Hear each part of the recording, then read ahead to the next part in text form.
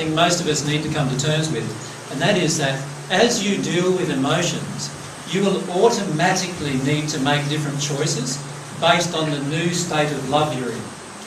So once you get into a newer state of love, or a greater state of love for yourself, love for others and love for God, you will actually make different choices. And you need to be prepared for that. Most people, I find, once they get on this path, they have this viewpoint of, oh, all right then, all I need to do is feel my emotions and everything will change around me and I won't have to do a thing. But that's not true either. Because most of your emotions, if you're thinking that way, are about you not wanting to do a thing and wanting everything to change around you, which is not the way God made this system of his, right? What he made it is so that you become a self-realised being connected to God, able to control, able to create anything you desire, which will mean in the end that you will actually choose to do things very differently. Having said that, if the person now gets to that self-realisation, then they change themselves. But also, those that are around them will have that reflection.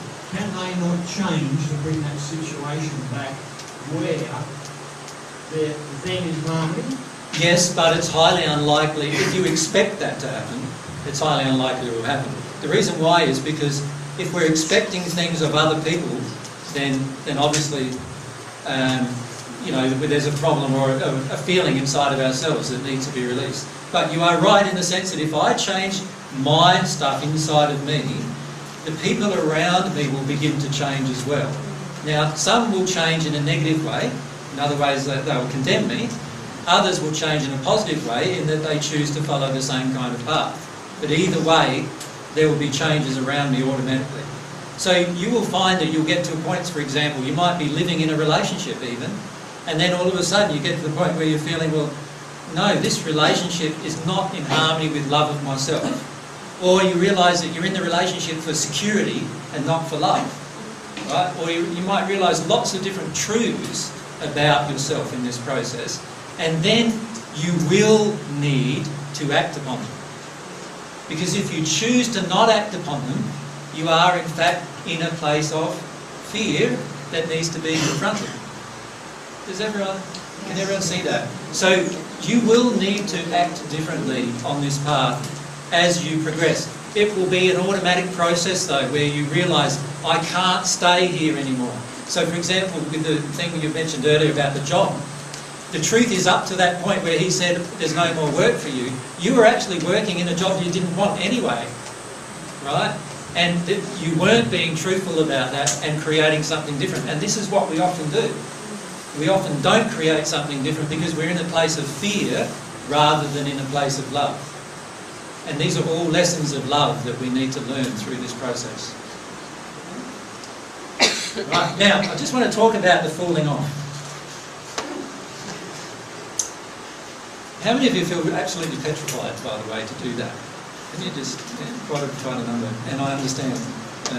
I've had that same feeling. Your life will completely change when you do that. And it will change so rapidly that intellectually you will not be able to keep up with it. And you can see if I'm in my mind and intellectually not being able to keep up with changes, then I'm going to want to get back onto this terra firma place, aren't I, again? Can you see that? So you'll be in this place where you'll be quite terrified. Now the key is to shorten that place to be as short a period as possible. Right? The longer you make that place where you're standing on the edge, the harder it gets. Can you understand why? Because the fear is building, the terror is building. Can you see what you're doing? Living in the terror, living in the fear of going further, and you're not choosing to fall off into full reliance, into full trust in God. So my suggestion is to try to keep that place as short as you possibly can. Now, how do you do that? The first thing you do is pray like you've never prayed before. Remember, when I talk about prayer, I'm talking about having a longing in your heart for God, and in particular for God's love to enter you. So when I say pray, I'm saying talk to God about these feelings you have of fear and terror. Face them. Don't run away from them. Face them. Be honest about them. What am I afraid of? I'm afraid of losing all my friends. And then you see others that have fallen off and they have lost all their friends. So it seems valid, doesn't it? That fear. All right. I lost all mine, so you're probably going to lose all yours too. And then so you fall off into that. And what's that fear? You allow yourself to feel that. Feel why you don't want that. Allow yourself to feel these feelings.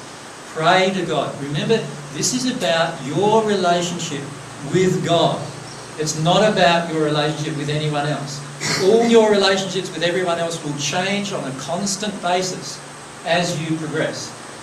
New people will come into your life. People who don't like you anymore will leave your life. And people who will just lose interest in you.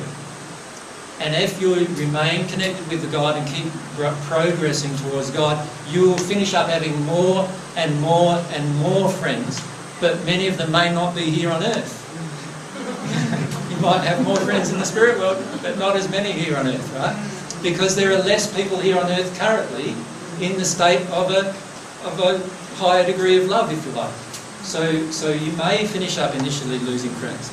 But then you'll find, after a while, things will start changing and more people will start being attracted to you because they see this love being reflected in your life. They see your joy, and so they then feel it's contagious and they want to know.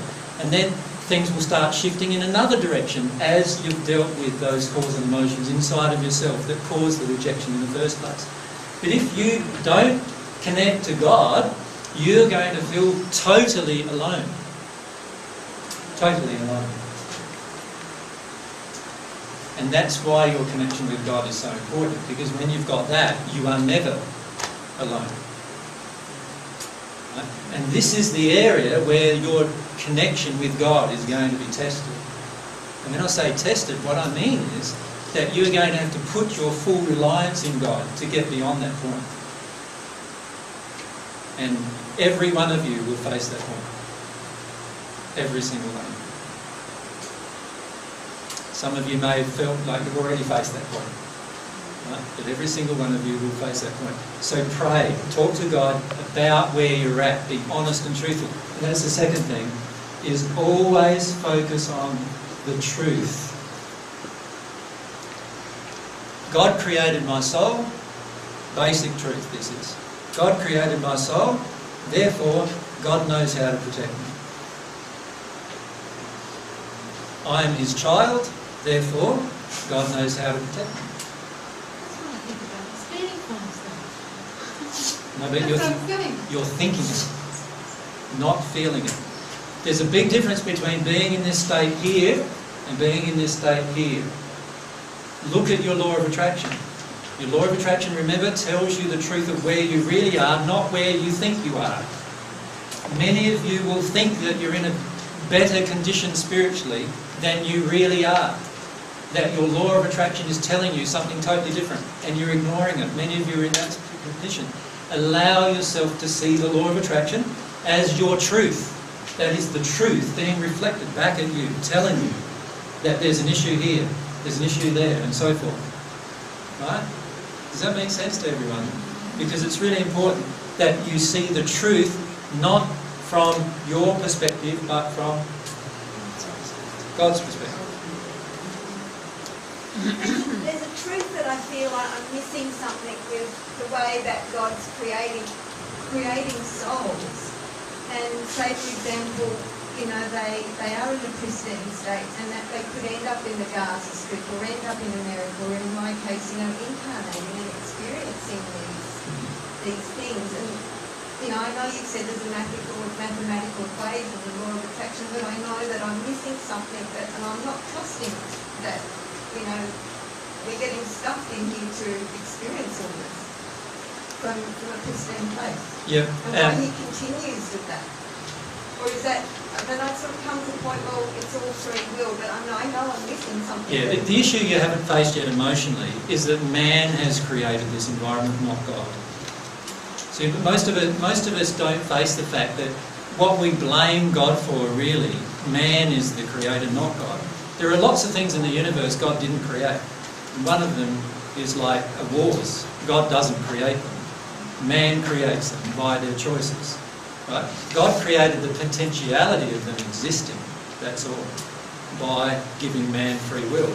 And there's a soul feeling that you need to connect with about that. So there's a feeling inside of you towards God that God shouldn't have done that. And that's, so go into that emotion. Allow yourself to feel about that. Get enraged with God if you need to. Get out in the punchy bag and yell and scream and swear at God about Him creating this system. But in the end, when you release that emotion, you have a realisation. And that realisation will be that actually man created this system, not God. I know I'm missing something there, but I'm not quite getting it yet. Yeah. Now, all you need to step off of this is prayer and truth and one other quality, love of yourself. Even a smidge of love of yourself will do it. Why? Because if you really begin to love yourself, what will happen is you will realise that actually what anybody else thinks of you is really immaterial, isn't it? You won't realise it here, because many of you have already told yourself that here. But you'll actually feel it here. You will feel that it doesn't matter anymore what anybody thinks of you. And you'll feel that enough to just fall off the edge into trust of God. And so my suggestion is, and I'm going to finish the discussion now, my suggestion is notice where you are in your own progression, and if you find yourself hitting this edge place where you're getting quite afraid or terrified or so forth, allow yourself to see the truth about what's going on inside of yourself, and allow yourself to focus on the things that are going to help you move through this place, into this place of fully trusting God. When you do that, your emotions after that time will come thick and fast. But you will also have lots of joyful events happen thick and fast. Right? Up until that point, you're going to feel like your life is a nightmare and you feel like you have no joy whatsoever. Yeah? Many of you have felt that already, right? Where you've got to that point where you're feeling like, wow, you know, sure, this feels like it's the truth, but gee whiz, like, you know, can I handle this terrible experience? It's because of the fact that we're releasing the blocks that we're going through that. Once we get to this edge of falling off, you'll get into a place where you have many, many joyful experiences in the process of processing your own emotion. But before that time, most of the time it gets to be a bit nightmarish when it comes to dealing with your emotion. So the reason why I wanted to discuss that with you today was because I wanted to give you forewarning of what will be coming up in your lives if you choose to keep following the path of divine love. And what I'm finding is that many have ran away before I've had the chance to tell them or warn them of what might happen. So what I want to do is allow you to, just inform you that these things will probably happen in your life, and not to become so afraid that you feel like you need to run away, but rather allow yourself to just fall off the edge eventually and work through the emotions that prevent that from occurring.